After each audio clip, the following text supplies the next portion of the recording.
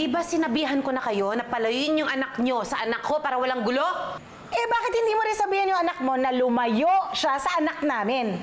Alam nyo siguro, may bala kayong pikutin ng anak ko kaya hindi kayo tumitigil, ano? Hoy. Dahan-dahan ka ng pagsasalita mo, ha? Tsaka kung makapagsalita ka, parang yung anak mo kapikot-pikot. Eh, bakit hindi?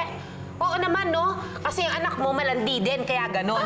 Ayaw niyang lubayan ng anak ko. O, anong tawag mo sa anak mo? Ha? Tandaan mo, ha? Kayo, mga dugo kayong Rosales. Kayo, mga walang kwenta kayo. Ibahin mo si Benji, mabait ang anak ko. Huwag kang magsalita Ay, ng paano ganyan. mo iibahin yung anak mo? Sinungaling naman, naloko Tigil pa. mo yan! Tigil mo yan! Sinungaling Sinasabi naman, mo! naloko pa. Alam mo, Sabihin mo sa niloko anak namin. ko! Sinungaling Layo siya. ang anak ko! Dikit-dikit sa anak ko! Ay, uwi mo sinabi mo, walang di yung anak ko. Hindi! Bawiin mo! Tama na, mami. Tingnan na. Pakibog Saan tayo. mo? Ayaw mo tumigil dito yung anak mo. Itali mo sa bewang mo. Ikadena mo. Halika na, mami. Hoy, Ninay. Siguraduhin mong tama na itong pupuntahan natin, ha? Sinungaling ka na noon, eh. Huwag mo nang dagdagan pa yung atraso mo. Oo nga po. Sinabi ko na nga po sa inyo, kahit betray ko na nga po yung BFF ko eh. O kami nga, binitray mo, okay lang. Nay Sally naman, best friend ko po si Sinag. Hoy, Ninay. Malapit na ba tayo? Ikarang mo sa susunod na kanto.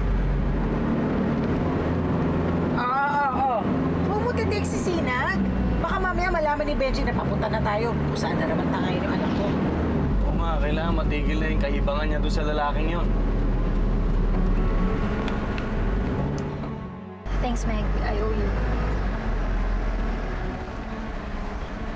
Tama nga. Dito sa bandang north nagpunta si Bench tsaka si Sunshine. Kinonfirm yung Mike through Jason. So ano, malapit na tayo sa resort? Kailangan maabutan natin sila. Ihinto natin kung ano man ang pinaplano nila. Masyado nang maraming naaapektuhan sa gulong ito. Sana wag nang dagdagan ni Benji.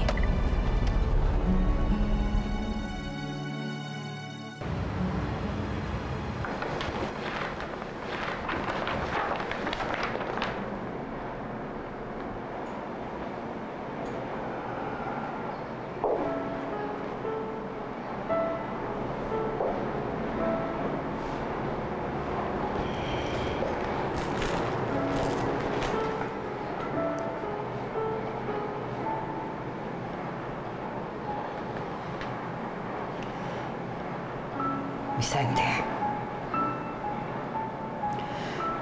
hanggang kailan kang magmamatigas? Nawala na sa atin si Gabriel. Pati ba naman ang apo natin? Doon ka na sa bagong pamilya. Sa pamilyang kinampihan mo. Lo, I'm sorry. Doon lang naman po ako sa tingin ko tama. Not at the expense of family. Family should always come first.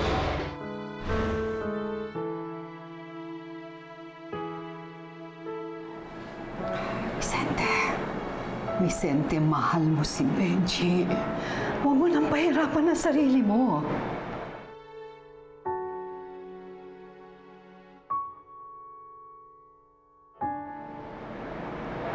Pero ma, namili na siya. At malinaw na hindi tayo yung pinili niya.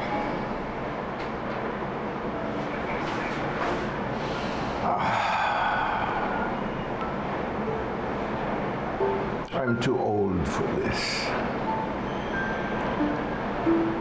Ayokong mamatay ng hiwa-hiwalay ang aking pamilya. I want to talk to Benji again. Hanapin niyo siya. Please.